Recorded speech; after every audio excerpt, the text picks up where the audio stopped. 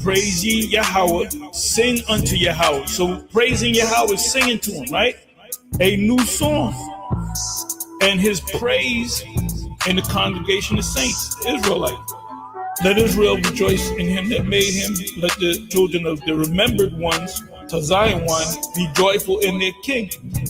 Let them praise his name, Yahweh. In the dance, let them sing. See, praise and sings in the same sentence.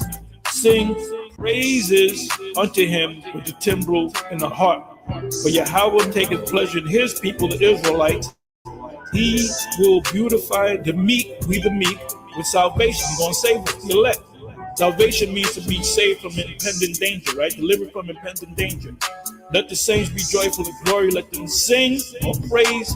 Let them sing aloud upon thy beds. We're going to be getting up in the morning. So we're going to get up in the morning singing. And you're going to get up, you lay with one of your wives or concubines or whatever. So when we get up in the morning, we're going to have a smile on our face. That's what Psalm 149 is talking about. When we get up in the morning, we're going to be singing and dancing. We're going to go to sleep happy. We're going to get up happy. We're going to eat happy. Every time we eat some food, it's going to be good. So a typical morning in the kingdom, the first coming to America. Akeem, he was in the kingdom of heaven. So that's how we're going to be. We're going to be able to communicate with the animals. And you other nations, number one on the list, going to be you Edomite. You're going to be out in the field, getting your ass whipped, working your ass off. To Psalm 149, and so we're going to wake up praising the Most High in our beds. When we go to sleep, we're going to go to sleep happy. We're going to get a good night's sleep too. We ain't going to be waking up in the middle of the night coughing or going to the bathroom. There's a saying, waking up on the wrong side of the bed. We're going to wake up on the right side of the bed every day. Yeah. We're going to wake up on the right side of the bed. Our Johnsons are going to be at attention. Your women are going to be fine, no blemishes whatsoever. All your wives are going to be perfect. And all your wives are going to be virgins. And they're all going to be young.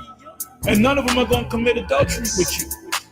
The 7 women shall take hold of one man. It's going to happen on this side, brother. And it's going to continue to happen on the other side.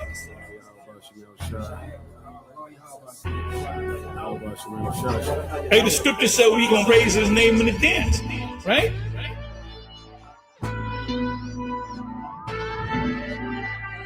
Psalm 149. Praise ye the Lord. Sing unto the Lord a new song, and his praise in the congregation of saints. Let Israel rejoice in him that made him. Let the children of Zion be joyful in their king. Let them praise his name in the dance.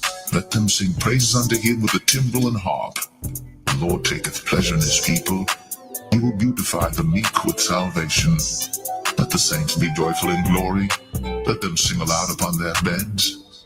Let the high praises of God be in their mouth, and a two-edged sword in their hand, to execute vengeance upon the heathen, and punishments upon the people, to bind their kings with chains and their nobles with fetters of iron, to execute upon them the judgment written. This honor have all his saints. Praise ye the Lord.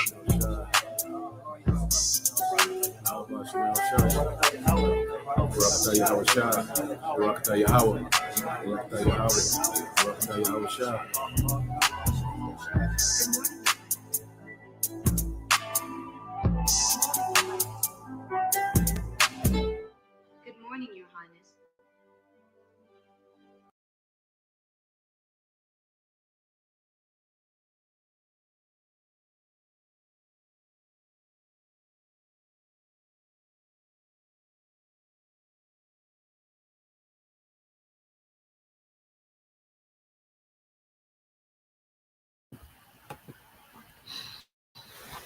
All right. Right, Shalom. First and foremost, I would like to give all praise, honor, and glory unto Yahweh, Bahashem, Yahweh Shai, Bahashem, Rakakwadash, And double honors unto the apostles and the elders of GMS who rule well, teach well, being great examples towards younger brothers.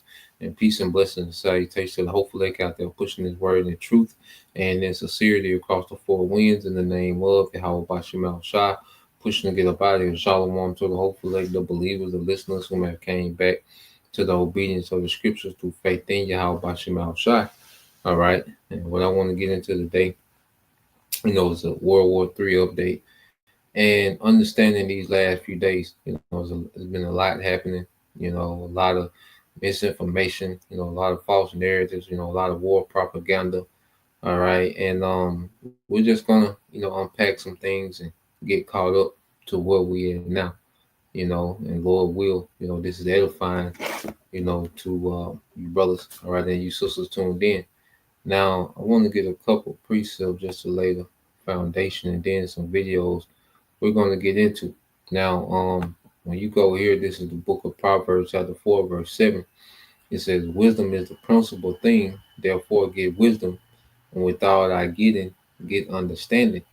Okay, because wisdom is the principal thing, which we, have been blessed. The Lord has blessed us with this wisdom in these times. And as we get this wisdom, this knowledge, we begin to increase in what understanding. Because there's a lot of people, who think they got it and don't have a clue, what's going on. Okay. They do not have an understanding of what's happening in real time. Okay. And that's why, a lot of people are so easily tossed to and fro. Okay. Because as we in the age of information, knowledge shall run to and fro. Okay. Well, the Lord has to bless us with the ability to make understanding of this information that's going forth. Knowing to have discernment, when to, dismiss, particular information, and how to cipher, particular information. Okay. So we're going to continue to go into the understanding, the things that we're seeing real time, and tie it back into the scriptures. Now, when you go into Isaiah 34 and 16, okay, it says, seek ye out the book of the Lord and read, no one of these shall fail, none shall want her mate, for my mouth it have commanded, and his spirit it have gathered them. Okay, so we know none of these prophecies are going to fail, no matter what they report, in the news. Okay, no matter what, people are saying on, social media and TikTok. Well, we know prophecy is not going to fail, because this whole thing with this ceasefire, which, you know, is so much confusion going on amongst that, and we're gonna, bring as much clarity, as possible to that. But even with that, just the word ceasefire, it has people feeling, secure, that there's not going to be any war. Well, according to prophecy, there is going to be war. Okay, so the hell with what, a news, all right, outlet, some news station says that there's not going to be any war. We know, according to prophecy, what it's going to be. Okay, with no doubt. Now let's go here, because we're seeing the will of the Lord, all right, happen, real time. Okay, and matter of fact, let's get this in the book of Matthew. Because we said, we spoke about an offering. I don't know, you brothers and sisters, if you tuned in to the last, World War III update, you know, that we talked about the offering, when this escalation, when this conflict first started, when this broke out between the small hats and Iran, we spoke about them, all right, having an offering. And we're going to revisit that word offering. Okay.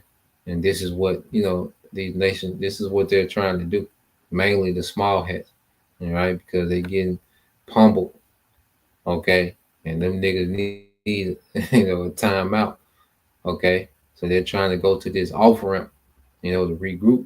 Now, when you go to Matthew 24, and in 6, it says, and ye, let's just read verse 6, and ye shall hear of wars and rumors of wars. See that you be not troubled. You say, because these things don't trouble us, man. This is why people are so excited about a ceasefire, because news of war had a lot of people troubled. Okay, people was pissed at Trump. People was irate. Okay, so people were troubled, man, because all their hope is in this place continuing on. See, war is not good news if your belief is in America, man. Okay, if your interest, all right, lines up with America being up and running, war, all right, is not good news for you. Okay, but as we know, everything that we, believe in and hope in is based on America, okay, being destroyed. Okay, that's the beginning of our faith, is America being destroyed. So when you read on, it says, "For all these things must come to pass, but the end is not yet." Okay, and we have to remember, we're going to continue to hear of these wars and rumors of wars. Okay, and that doesn't mean that the end is going to be immediately when we hear news of a war. Now, we do understand that this is a sign of the times, the fact that we're hearing wars or rumors of wars. Okay, and the war that we just witnessed, between the small hats and Iran, that was a prelude of what's to come. And it shows you how all these other nations are going to get involved, okay, and when that war finally, escalates to the point, of no return. Okay. So we look at these things and we have to, as we watch these prophecies, we still have to, apply patience, man. And I know like you get into these things and it's exciting, and then you hear a ceasefire and it could be disheartening. Because the scriptures say, um, hope deferred maketh the heart sick. Okay, so it's like everything that we um, want is based on this war, escalate. So when you see anything that looks, you hear about de-escalation, man, it can be disheartening. And this comes from experience of just following these things and thinking that this is it, time after time, and it de-escalate to understand that it's still a level of patience, that the Lord requires as we watch these things unfold, and these things do uplift us because what happens when they do this, when they escalate, then it opens up doors. It opens up other doors for other things to happen, for this thing to really be the end. Okay, because we're here at the end. Now it's just, the Lord just fine tuning and putting everything in place needed, to close this thing out. Okay, now I want to go here. All right, just to get this word off ramp, the meaning in the military, and this is what we're seeing happening now. Trump is trying to go. Trump is trying to, all right, take an off ramp to this conflict, this escalation. Okay, it says in the context of war or conflict, an off ramp refers to a potential way to de escalate the situation and find a peaceful resolution, allowing parties to avoid further conflict or bloodshed. Is essentially an exit strategy or a peaceful compromise offered as an alternative to continue fighting. Okay, so this is what we're seeing America is trying to do. All right, and we have to understand, people give Trump credit for this and credit for that. Trump is not, just coming up with these decisions by himself. Okay, he has a think tank. He has certain risk assessment. Okay, people set up to tell him how to move and when to move. Okay, and you best believe they've been looking at this back and forth with Iran and the small hats, and they told this man like, look, this ain't the war we want. Okay, but eventually the Lord gonna make them go forth with this. Okay, but right now they're really trying to back down from these things. Okay, because they understand that there's gonna be grave consequences. They understand, because Russia and China showed who they was with. Okay, and this just brings more, all right, credibility to the scriptures, because the scripture said that Magog was going to be a guard, okay, unto to these nations, man. You see? So just to see these things unfold, all right, we have to understand, the Lord is showing us a prelude of what it's going to look like. There's going to come a time when America is really, going to get heavily engaged into this war, okay? And these other players are going to jump in, okay? So let's go here. I got the video I want to get. Uh,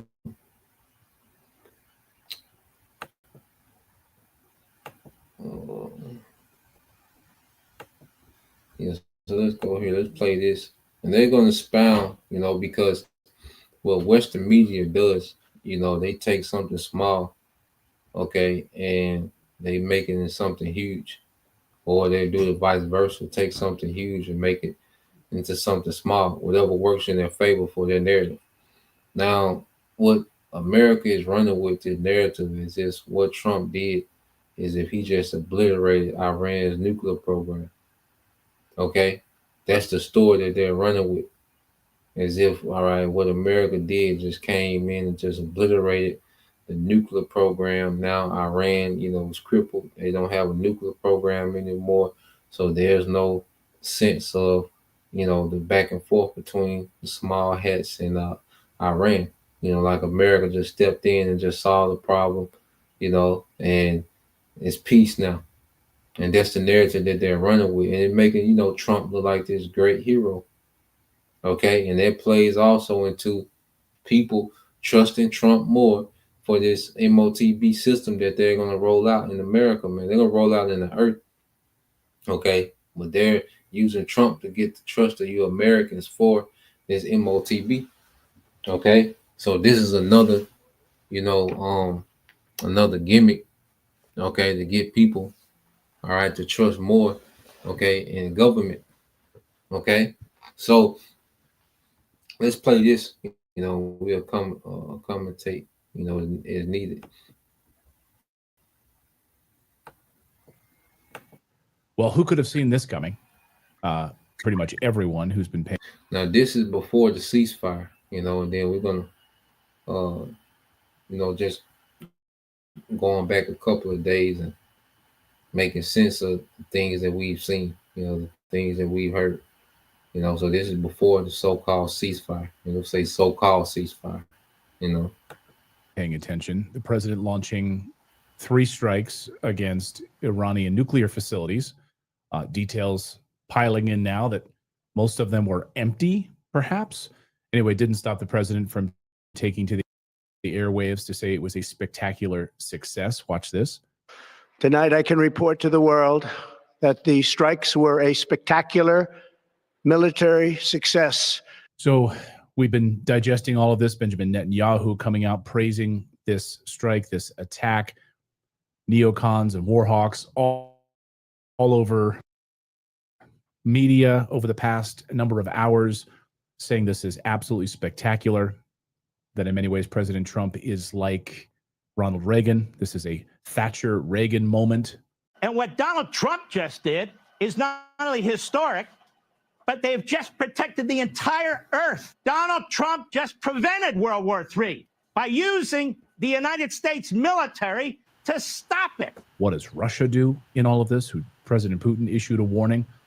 Don't even think about regime change, sending nuclear scientists as well as Russian officials to these different nuclear sites. Were they killed in any of these attacks?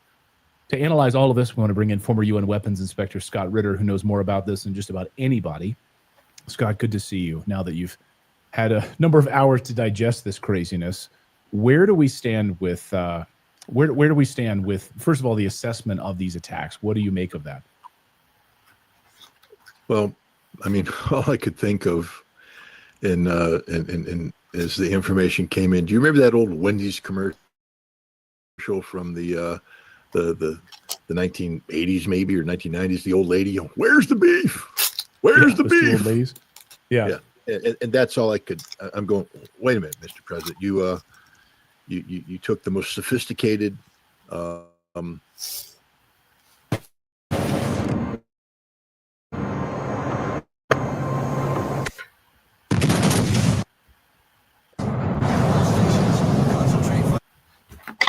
strike package available to the United States military.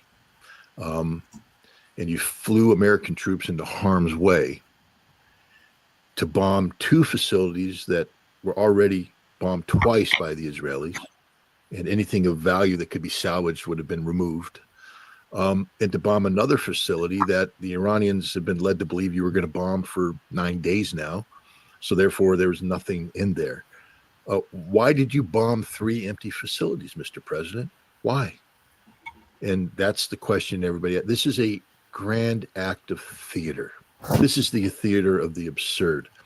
Let's take a look at the Iranian program. You remember Tulsi Gabbard recently got in some hot water with the internet, social media, because she had testified before Congress back in March that the Iranian government continued not to be pursuing a nuclear weapons program, and no decision had been made to cross that threshold. She also said that we're very concerned, we being the United States, very concerned about the accumulation of capabilities and rhetoric inside Iran that suggested the fatwa could be reversed, prohibiting nuclear weapons. People tend to forget that aspect of her speech when they condemned her, when she came out and said the president's contention that Iran, could have a nuclear weapon is a valid contention. It is. I wrote an article back in October of last year that said the exact same thing. This has been known, but what we do know is the Iranians have been bending over backwards to eliminate that concern. On the eve of Israel's Pearl Harbor type strike, the Iranians were saying, we're ready to sign a treaty rather than have you rely upon a fatwa, an internal religious political statement. We're willing to sign a binding international treaty that we will not be pursuing nuclear weapons. We're willing to enter a binding agreement that limits our enrichment to 3.75%, on and on and on. But the things that Tulsi was concerned about, and the president claimed to be concerned about, the 60% enriched uranium, we didn't blow that up. That's been secured and removed to different sites that we don't know where it's at. You know that uranium conversion plant that we blew up in Isfahan, that had been evacuated of all of its critical infrastructure prior to the destruction too. Firdos, home to the IR-6 and IR-8 advanced centrifuges for enrichment capacity, that was evacuated. Iran's been producing advanced centrifuges, IR-6, IR-8, without the international community knowing how many they've produced for some months now, which means all around Iran, there are underground facilities we don't know anything about that had these centrifuges in there. So for the president to come out and say, I have destroyed Iran's capabilities, is the biggest lie in the world. He bombed 3 empty facilities. And what the Iranians are saying about Fordo is true. We just dented it. We didn't break it. We didn't penetrate it. We didn't destroy it massively. It's still there intact. We damaged the entrance and we damaged one of the exits. There's 5 exits, by the way, so it's not as though the facility is shut down. This is theater. And then you have to ask your question, why did the president undertake such a dramatic action? According to CNN.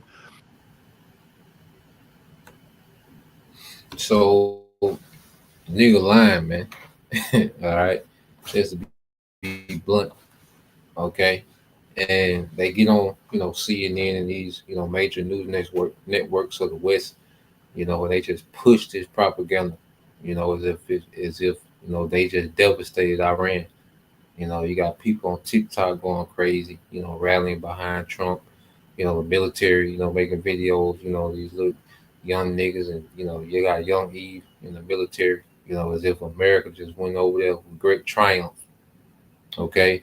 And the reason he's going to go into it, all right, because Trump, they targeted, America targeted 2 buildings that was already bombed, about 10 days ago, 10, 11 days ago by the small hats, so their facility was already evacuated.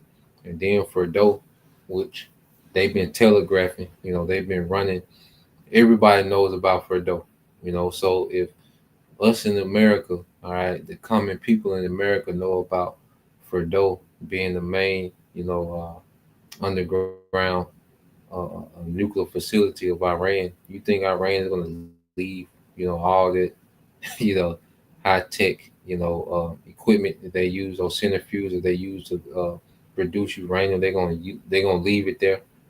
Okay, so this was theater. Okay, this was politics, and the fact that they did this, was to make it seem as if, to save face, for America aiding Israel. Okay, for America to show, some type of strength and posture in the situation when they really don't have any.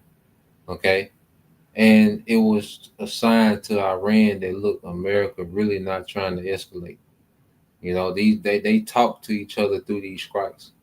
All right, and the fact that they did something, so irrelevant as far as Iran's ability, to produce uranium, and also Iran's ability to continue on, okay, in this war with the small hats. They did something that was absolutely irrelevant, all right, to both causes, okay, and it showed the Iranians, okay, America really don't want to escalate. They really don't want to get involved. Even though they're helping the small hats, they don't want to get directly involved. Okay, and then you had Iran. They did a missile strike on Qatar, or U.S. air base, and they only sunk 11 missiles. Okay, and they gave America the heads up so they can shoot them down, just so the public can see this back and forth between America and Iran, so they can get that out the way. Okay, so now people have seen that back and forth, and America is able to walk away as if they've done this great triumph. Okay, but it wasn't a thing. It wasn't an attack for escalation. It was an attack for political purpose. Okay, and one thing about Donald Trump, he knows how to spin clout. He knows how to get clout off on something very minuscule. He knows how to draw clout from, and that's what he's done. Okay, so he's gonna play some more. He's gonna expound on some of these things as well. The United States has communicated to Iran that this is a limited action and there will be no additional strikes. Now, the president said that if Iran doesn't surrender and all that, there will be more strikes and they'll be greater and they'll be easier and all that kind of stuff. But the bottom line is this strike appears to have been designed so the United States could save face. It's a big nothing burger. Where's the beef? So save face for who? Because if Iran knows that this was a big nothing burger, who are we saving face from? The Israelis? I mean, so Iran's sitting there. They know Trump. They know the truth. Trump. This is about saving. First of all, when we speak of Donald Trump, we can only think about one thing: Donald Trump. He doesn't care about America. He doesn't care about American security. He doesn't care about Israel. He doesn't care about any of that. He only cares about Donald Trump. This is a man who has been running around. I mean, first of all, he got himself in hot water by using the royal we when he talked about Israel's attack against Iran, thereby directly implicating himself and this country. He then made some outlandish statements about unconditional surrender, the potential of regime change, which immediately, drew the rebuke of Russia. Don't even think about regime change. And the Iranians saying, bring it on. We're not worried about you. And so basically Iran was ignoring him. He was demanding that Iran roll over and pee on itself and agree to 0% enrichment and all this. And Iran just said pound sand, and they kept hitting Israel. And so Trump needed a way out of this. This was a humiliation for Donald Trump. So this strike is Donald Trump's defining moment, his moment of glory, his greatest military victory in the history of military victories, according to him. But it was a nothing burger. Where's the beef? Didn't destroy anything. Ready to take the next step in your education journey? At the University of Southern Mississippi, you can earn a degree on your time, 100% online.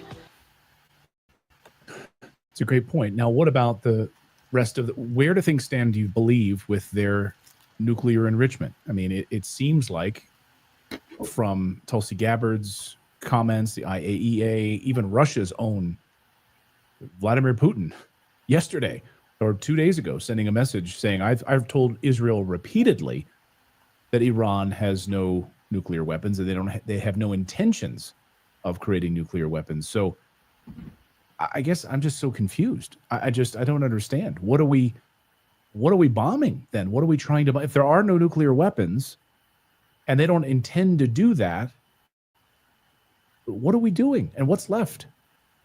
Well, the Israeli exercise was always an exercise in regime change, using the nuclear program as an excuse. The United States, less so. We were there. I mean, the plan that Trump bought in on and he signed off on, that Israel executed, was a regime change plan. Decapitation of critical leadership, shock and awe, and demoralizing by striking nuclear targets, and compelling the Iranians to confront the fact that they had lost, that their gamble had. Netanyahu spoke about this often. He said, I will use the Nasrallah against Iran. They tried to kill Ali Khamenei. They failed, but they killed a lot of other people. The Nasrallah model is leadership decapitation followed by sustained targeting of follow-on leadership, to the point where the people lose confidence in the leadership and the system collapses. That's what he wanted to have happen. Trump bought into it, and it failed. Within 24 hours, Israel's getting the snot pounded out of it by Iranian missiles, and they haven't stopped getting the snot pounded out of them ever since. Right now, there's a real concern that Israel is indefensible in a couple of days. They run out of interceptor missiles, and if Iran doesn't run out of missiles, then Iran achieves a strategic victory. So why did they do this? Trump wants to back out of this, I believe. I think he needed to get disengaged from this. So he did this action, and this now gives him the ability to say, all right, the nuclear program is destroyed, even though it's not. I'll touch that in a minute. And therefore, it's incumbent upon Israel and Iran to resolve their issues. But I don't have a say in this anymore, because my concern was this nuclear program, which my magnificent bombers, dropping the biggest bombs in the world with the most destructive potential, have completely demolished. And Iran came out and said, you didn't do anything. You didn't do anything, which means that the impetus on Iran, the pressure on Iran to retaliate, has been, it's not there. Not a single regional base was used in support of this attack. Not a single American military resource in the Middle East was used in support of this attack. Everything that was used to support this attack were assets controlled by Strategic Command or Pacific Command. Central Command had no role in this attack whatsoever, which means there's deniability, which means it's difficult for the Iranians to speak of retaliation. If the Iranians retaliated, then they're the ones escalating and creating, the problems. This is a chance for Iran to walk away from the concept of having to retaliate against the United States.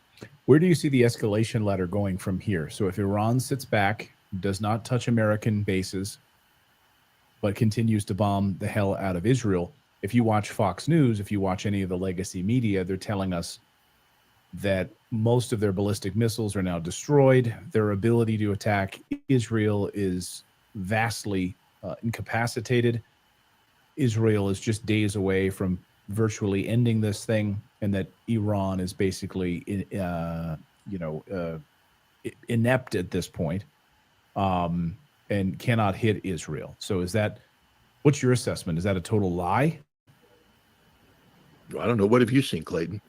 I mean, because I've seen sensitive intelligence facilities struck with great precision. I've seen Iran move away from firing mass attacks using 20-year-old missiles, in order to exhaust Israeli missile defense capabilities, to shifting to more focused attacks using modern missiles that penetrate the missile defense shield at will and strike the most sensitive targets in Israel. They did it today. They're going to do it tomorrow. They're going to do it Monday, Tuesday, Wednesday, Thursday, Friday, Saturday. They're going to continue to do it because Iran has a tremendous amount of missiles and missile launchers. Iran has been preparing for this very conflict for 20 years. For 20 years, they've been preparing for this. And it appears that their strategy is working. Fox News can spin it any way they want to. The Israelis can spin it any way they want to. But it's very difficult to accept the spin when they say, "Oh, the Iranians have run out of missiles." Boom! Oh, well, there went the Unit 8200 computer processing center in Beersheba. Gosh, I guess they didn't run out of that missile. The bottom line is the Iranians have thousands of missiles left, They have hundreds of launchers. They have dispersed this capability all around the country. There is no single place that can be hit to bring this to an end, and it will never end for Israel. I guess, where do you think things over the next 48 hours, Scott? Where, as we head into Monday and Tuesday of this week, what do you?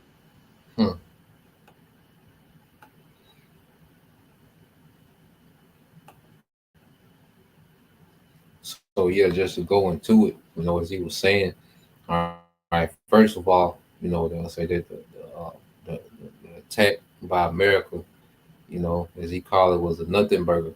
All right, which was more political than anything. So now they can just make these claims of what they've done. They've they weakened Iran to where Iran can't respond. And then Iran responded. They attacked. They did a strike on Israel, hours after, America did a strike on them, to show you that they didn't do anything, to Iran's capability, okay, to continue to just pummel, okay, Tel Aviv and Israel, all right, the small hats, how they wanted, okay, and ultimately the small hats needed a timeout. They need this ceasefire, okay, because, they're suffering. All right, the missile defense is getting more and more depleted. Okay, so they needed a timeout, and America, did this thing to buy more time for the small hats. They did this attack. Okay, it wasn't an attack to, to cause a great reaction out of Iran. That's why it was so irrelevant. The things that they did that on purpose. Okay, and I say Iran knows that. Okay, if it goes into a two-front war with America and the small hats, that it can stretch itself thin. So it has kept its focus on the small hats. All right, and as long as America, doesn't truly get aggressive, the main focus gonna be the small hats. Okay, you see, they like I say Iran knows. Okay, this is political. Okay, this is political. This wasn't an act, to this wasn't a attack, to do harm, but it was a thing of saving face. So now, you have a few hours, ago, so-called ceasefire supposed to win in place, and then you have, now rumors that the ceasefire has been broken. So the next few days will tell, because the ceasefire really is not a ceasefire. Okay, now I want to go here. Okay, just to show you. All right, but what this also does too, it puts let me see. It's another video I had. I must have X'd out by. I want to get this one here.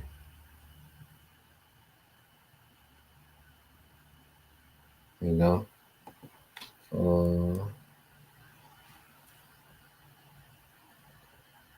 here you go.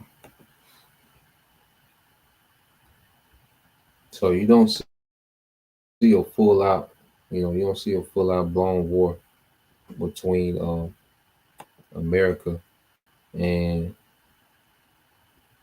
okay, let's go here, and Iran, because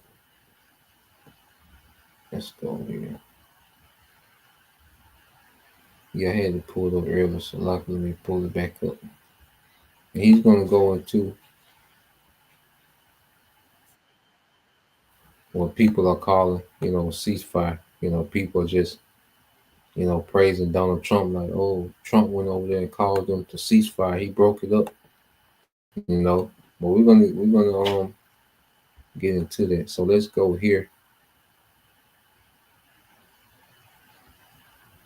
All right, but what this does is put America, all right, in the crosshairs of Iran, to prepare more. And see, with this, when you do a ceasefire, it gives both, military time to regroup. And see, now you best believe Iran, is strategizing, okay, for how to deal, okay, with America, okay. You best believe they're putting strike packages together for America, so it's not, immediately back and forth between Iran and America, but you best believe there's preparations now, because now they know America, okay, is going to eventually get involved in this thing, okay, and they put Russia on notice, they put China on notice, all right, so you best believe, they're preparing, okay, to counter America, okay, because America just showed their cards. They will directly get involved with this thing for the sake of the small hats, okay?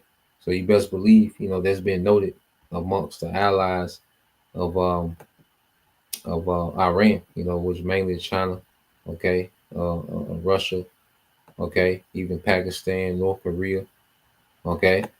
So let's play this. There's another guy. All right, and I said this is before the so-called ceasefire. Then we're gonna go to a video after the ceasefire. They expound on it a little bit. But this was right after Trump ordered okay the strike on Iran.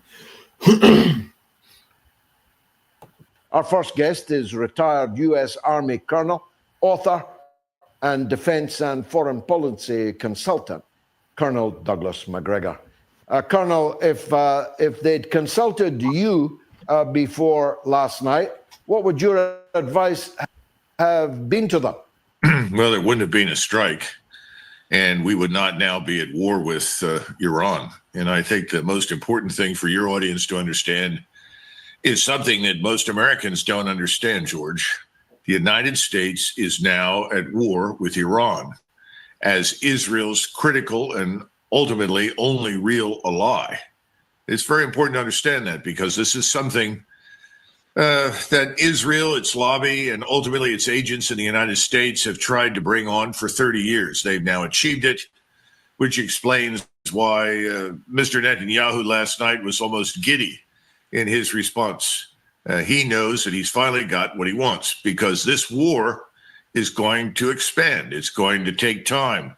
How long is anyone's guess, and it could have terrible consequences. So I think there was a failure at the policy-making level to understand what they were doing. And if you listen to Trump, this is not a man who wants the war. And so instead of a strike going in, even though this had been rehearsed for innumerable times over many years, even though they'd rehearsed it and practiced it, what they ultimately did was harm nothing and accomplish nothing. They hit the equivalent of empty buildings, empty targets. And then after doing so, he announced that he was now ready for peace, which is the ultimate expression of self-delusion. He now has a full-blown war on his hands. But until the Americans are hurt in some demonstrable way, most Americans will not understand this, and they don't understand it, George. That's a big mystery. Of course, as I said in my monologue. And he made a major point, Americans don't have a clue, okay, of what's really going on.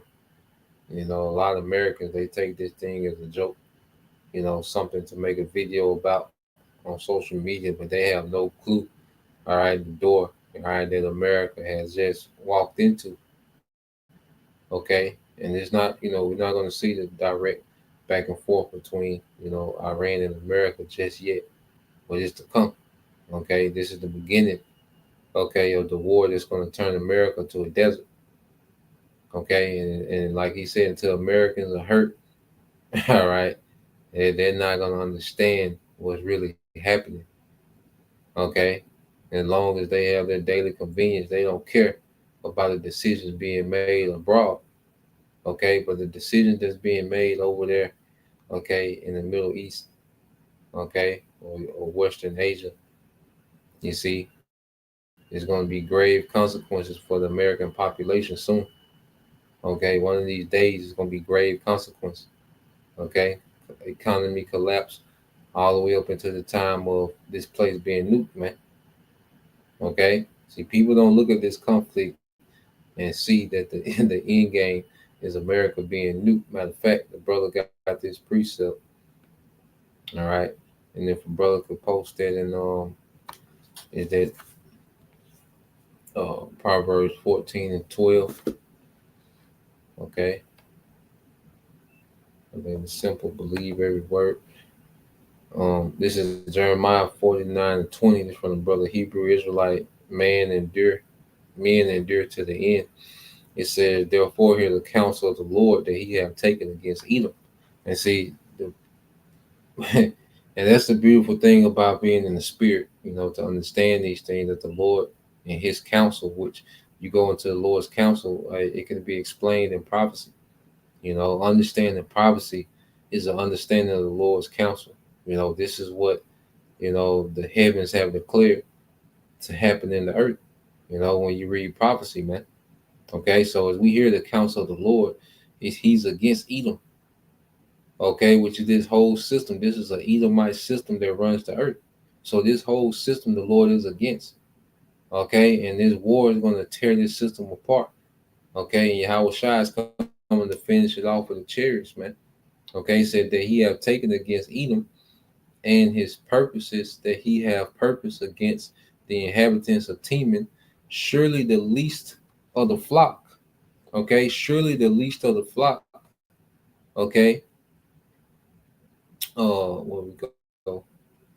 Yes, it says, surely the least of the flock shall draw them out. Surely he shall make their habitation desolate with them. Okay, so this is where we at, where the Lord is going to make the habitation of America desolate. Okay, emptied out. Okay, and people don't have a clue of what's been or what's all right, what path that they're on. They have no clue what path that Donald Trump, okay, has just embarked on, man. Okay, it says, Proverbs 14 and 15. All right, it's the brother Damawati, GMS in his likeness. It says the simple believe every word, but the prudent man look well into his going. And there's a lot of people that's just running, with the narrative of Western media, as if Trump just went over there and just kicked ass, made, small hats in Iran both sit down, and there's peace. No more World War III now. There's a lot of people under that impression that World War III has been solved by what Donald Trump did. Simple as hell. People are simple as all goddamn hell in America, man. Okay? They don't know how anything works. They don't know any history. They don't know any geopolitics. They don't know any goddamn thing. Okay? But what's reported to them, okay, in a CNN sound bites of Trump, okay? Verse 16, it says, a wise man feared and departed from evil, but the fool rageth and is confident, man. And this is what we're seeing now. People are confident. Okay, they believe that they have a strong, president. They believe Trump, has just, quail, the path. They just think that Trump just changed course and took them off the path of World War III. No, he stepped into that. Because like I said, just because there's not immediate, response, from Iran to escalate with America, well, best believe what America did is noted, and now the other side, okay, is putting together a counter for America's involvement in this war, because America just showed that they will get directly involved, all right, in this war, all right, within this timeline, man. Okay, and that's what the scriptures say. Okay, so let's let this play some more. The IAEA say there's no radioactive material in the atmosphere. There's no sign of emission. And so either there was no material there in the first place, or it did not succeed in getting anywhere near it. And the Israelis are beginning to say that now. Channel 13 this evening said that you cannot destroy Iran's nuclear program by bombs, in which case, why go to war with them? Well, I tend to agree with you, but there are two things that are now very clear. Number one is that Iran is going to double down on its war with Israel. In fact, within the next 2 weeks, I'd be surprised if Israel is not entirely destroyed. Secondly, Iran is receiving and will continue to receive enormous amounts of aid and support, particularly from Russia and China. Three, the Iranians have now collectively decided to close the Straits of Hormuz. There are 50 oil tankers sitting in the Gulf, packed or filled with oil, ready to transport through the Straits of Hormuz. They're not going to move. They're going to sit there. They are now hostage to the closed straits. What are we in the United States going to do about that? Well, frankly, we don't draw on the oil from the Gulf for the most part. It's not going to make much difference to us, at least in the short run. But this is going to have a terrible impact on the rest of the world. There has been no thinking, once again, about the long-term strategic consequences. There was no thinking about, is this the right way to achieve the aim? Because if you're an Iranian right now, you're going to do everything in your power to build a nuclear weapon. In fact, I would argue that there will be countries all over the world that will now build nuclear weapons because they don't want to be visited by the United States Armed Forces in the middle of the night. We are the threat. We are the rogue state supporting the other rogue state, Israel.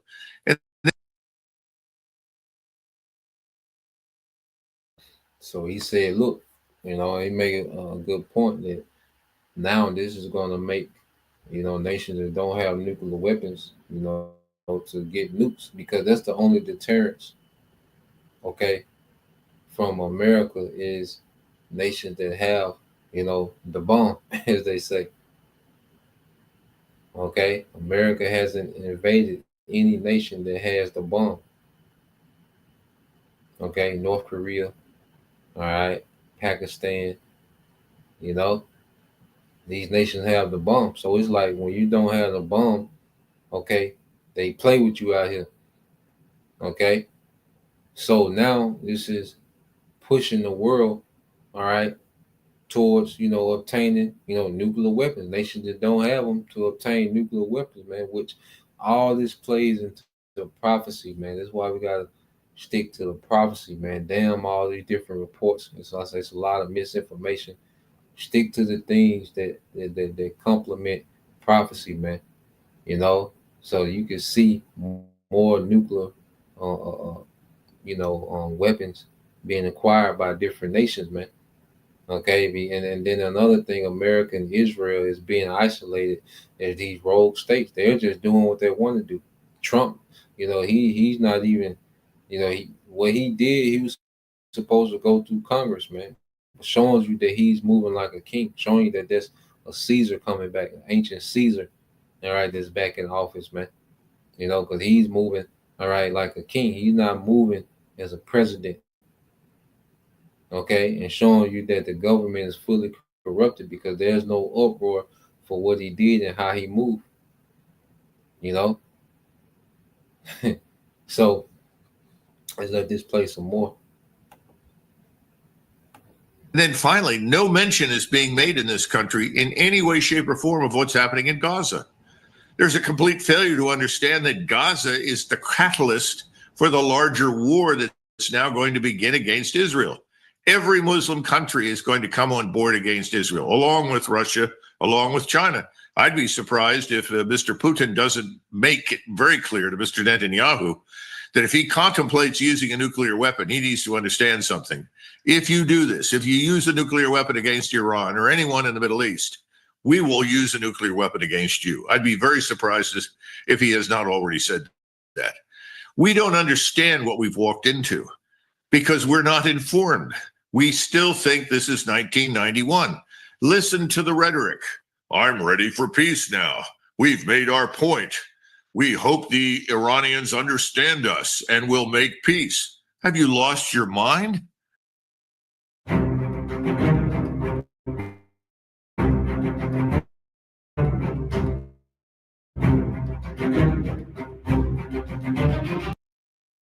The war is now just beginning. Yes, it's not the beginning of the end. It's merely the end of the beginning, as Mr. Churchill said.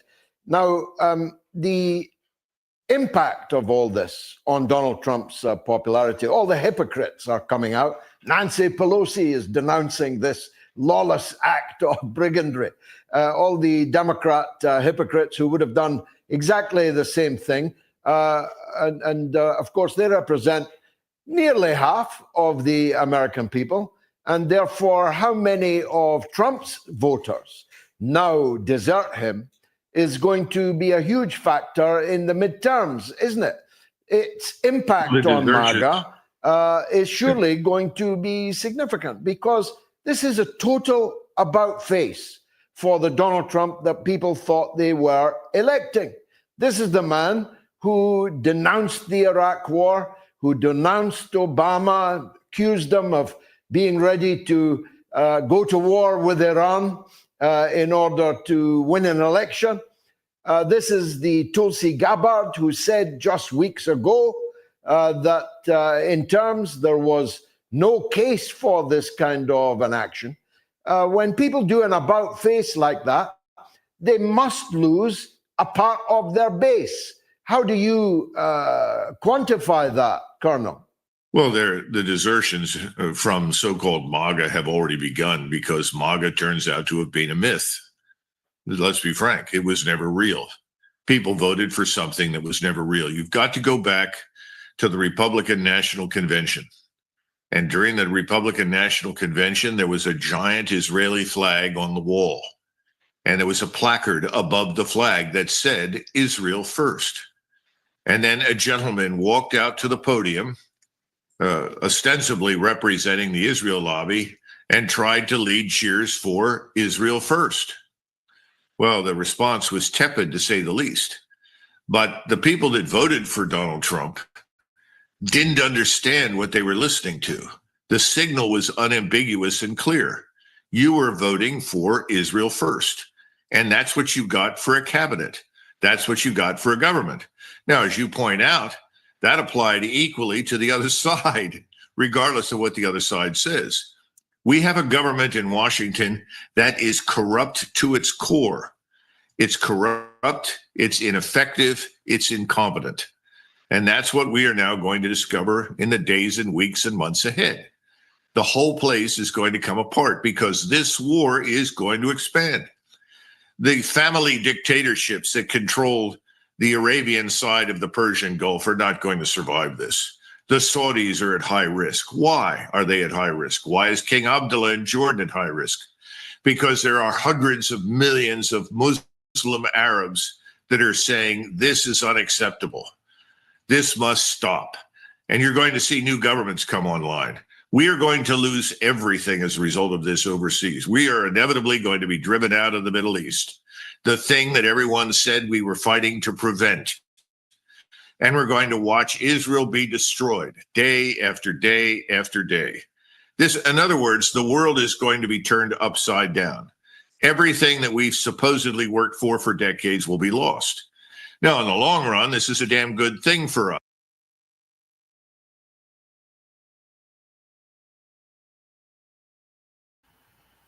All right.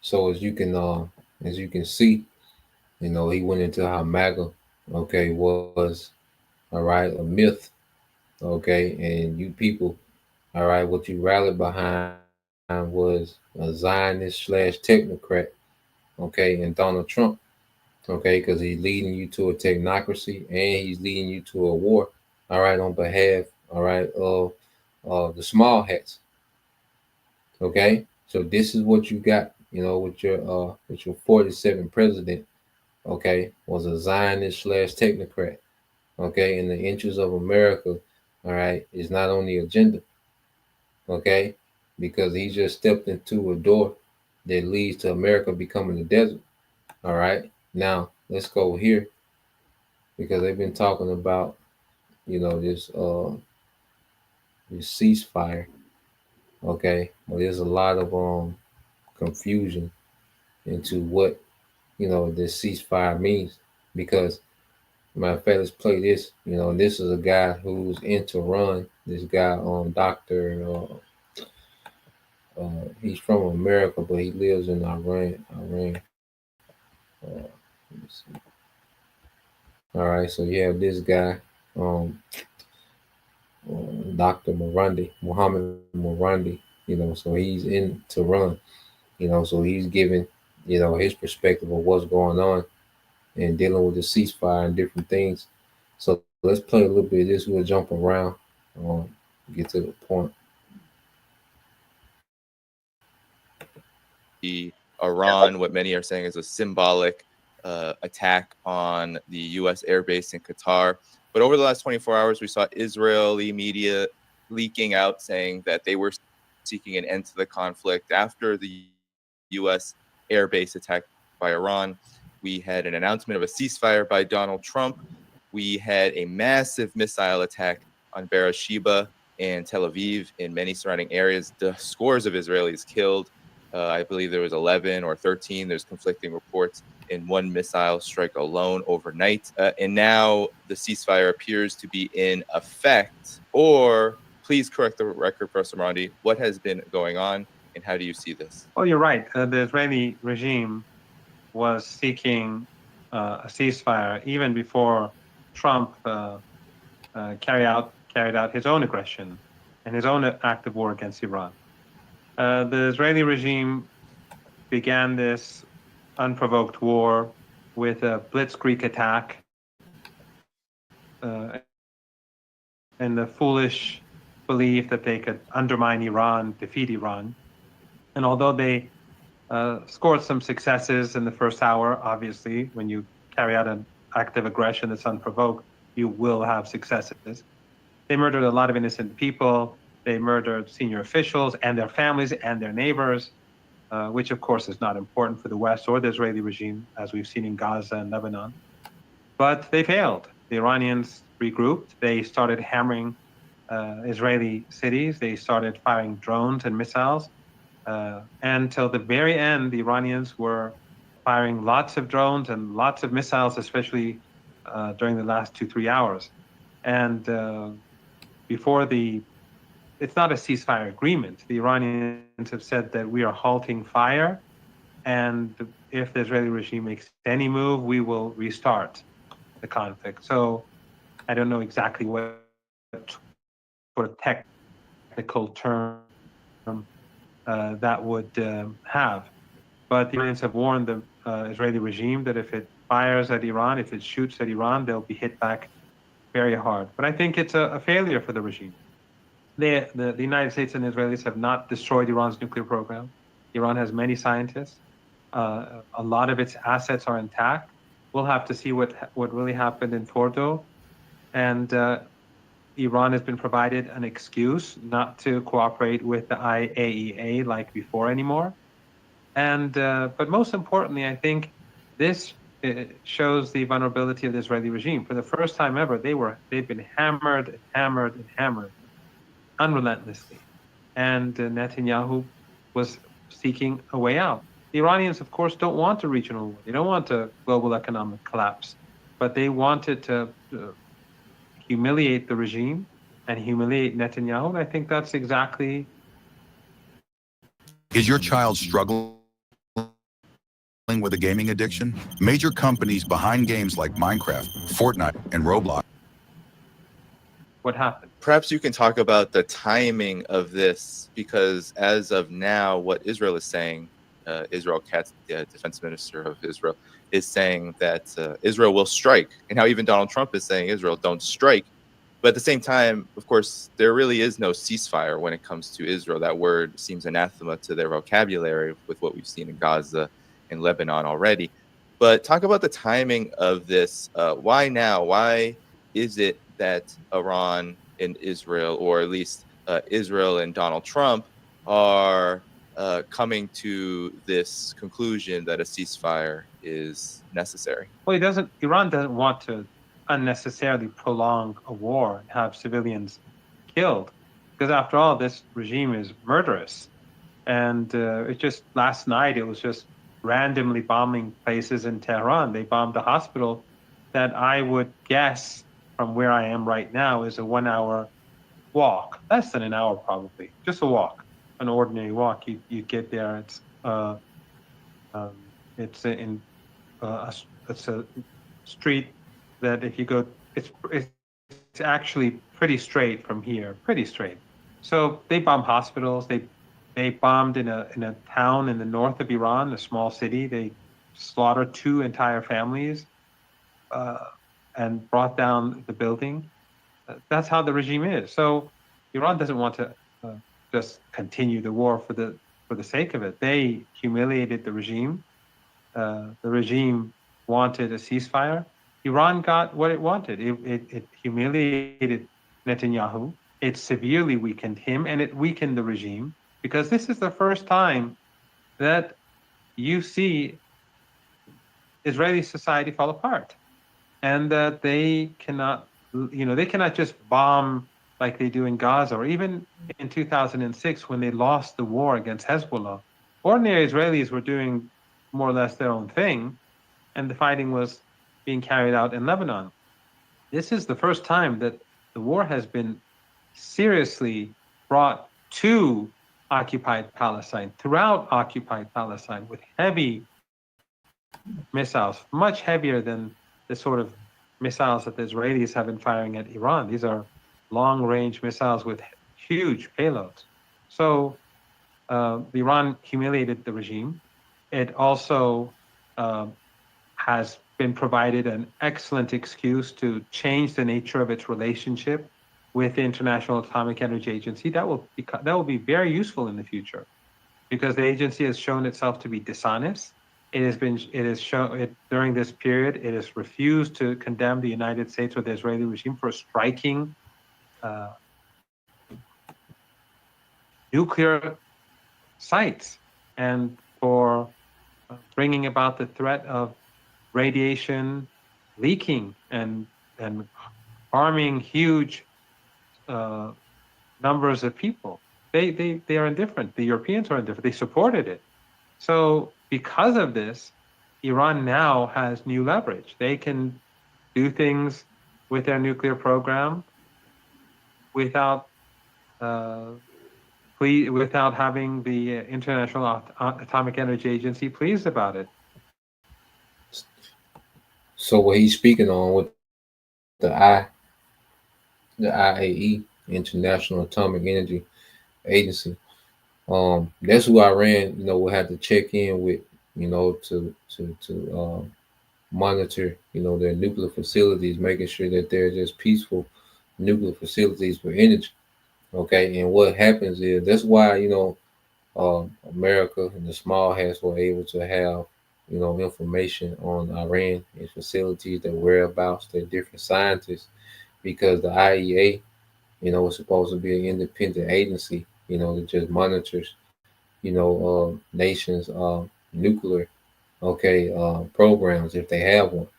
Now what the IAE was doing was they was giving information to the small hats in America. And that's why it was so easy for them, to kill the scientists and different things, because the IAE, is a corrupt agency. And now Iran is stepping away from them. So now they're not even going to check in with the IEA about their progress of their nuclear facilities.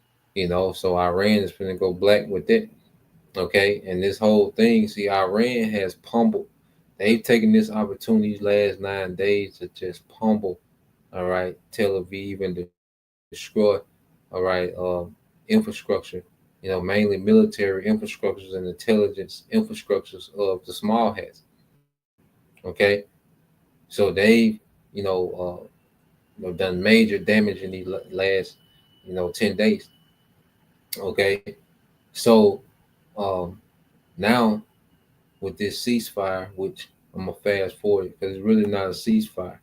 All right, it's just they just halted. Okay, the back and forth, but there's no documents, so they haven't sat down and reached an actual agreement with a ceasefire.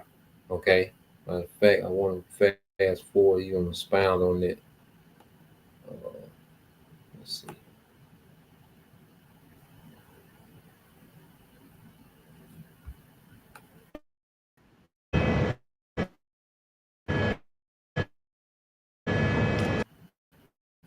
Curious on what you believe is most important here as we come into this next phase of what I believe is a conflict and, of course, a regional situation that is far from resolved. Yes, there was some confusion, and I'm not sure exactly what was meant by 4 a.m. And there was no ceasefire in the sense that there was a ceasefire agreement, and that the two sides have some. There's only a cessation of hostilities. In other words, there's no shooting. But if the Israeli regime does anything, Iran will fire back immediately. And the Iranians have already said that they violated the ceasefire on 3 occasions. So there's not an agreement where, right now it's just the two sides stop shooting. And no one can be sure about what's going to happen tomorrow. And the Israeli regime has already made new threats. And Iran said, if you fire at us, we will hit you back very hard. So we have to see now what happens inside Israel, because Netanyahu is definitely in trouble. He did not get what he wants. Iran has its scientists, it has its nuclear program, it has its military, and it has its missile defense that was hitting the Israelis hard till the very, very end. So we'll have to wait and see. Israel is not a regime that sits quiet and behaves like a country. It's an expansionist, murderous, racist regime. And Iran is, as we speak, preparing itself for potential future conflict. Have no doubt that Iran is going to be very swift in dealing with its deficiencies, in defensive deficiencies, and strengthening its offensive capabilities. Talk about what some are concerned. So yeah, this whole talk of a ceasefire, there's no Trump jumped on camera like he just got both sides to sit down and sign paperwork and come to an agreement. All right, and what these nations do, they talk through back channels, and ultimately there was a understanding like, look, Iran pretty much said, look, we'll stop shooting, okay, and if they stop shooting, but if they do anything, we coming right back hard. If the small heads do anything, we coming right back hard. So it's a very fragile, agreement, through back channels of some form of ceasefire. Okay, well, it's not an official ceasefire. All right, and usually the small hats, they break all their ceasefires. Okay, so yeah, that's just getting things caught up. So now we'll look and see how this ceasefire gonna hold up. Because all it takes is one bullet. All right, if one rock get tossed, from one side to the other, okay, they're gonna be right back at it. All right, so let's get a couple of precepts. We'll close out. It's in Revelation 9-12. It says the first terror is past. This is the NLT. But look, 2 more terrors, all right, are coming. Okay, and those 2 more terrors are talking about 2 other wars, which one of those 2 terrors has passed. So now we're just waiting on the last terror, all right? Because this 3rd World War is going to be a terror to the earth, man. Okay? It's going to be a lot of destructive weaponry brought to the world stage in this 3rd World War, leading all the way up into the nukes. Okay? So no matter what, they're saying about no more World War III, is you goddamn crazy. Okay? That's a guarantee. Okay? Now this is because this is the Lord doing. This is Zephaniah 3:8. This is in the NLT. Says, therefore be patient, says the Lord. Yahweh Bashim al-Shai. Soon I will stand and accuse these evil nations, man. So the Lord, all right, has an accusation against all these nations, man, because all of them are, complicit in this new world order, okay, and also the suppression of the true Israelites, okay. It said, for I have decided to gather the kingdoms of the earth, all right, and pour out my fierce anger and fury, okay, on them, okay. All the earth will be devoured by the fire of my jealousy, man. So the Lord, all right, as the scripture says, is mustering the host of the battle.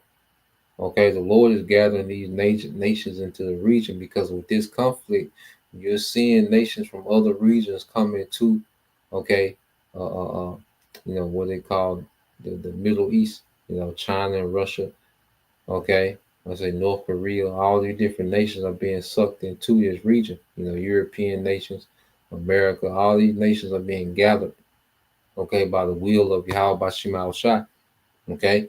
So we're just going to continue to watch and see, how these things play out. There's a lot happening, fast, and we're going to continue to stay on it, through the spirit and power of Yahweh Bashim Shai. So, Lord will you, brothers. All right, and you sister edified. Till next time, we'll say Shalom. Kwame Mashallah. Bob Son of Shalom.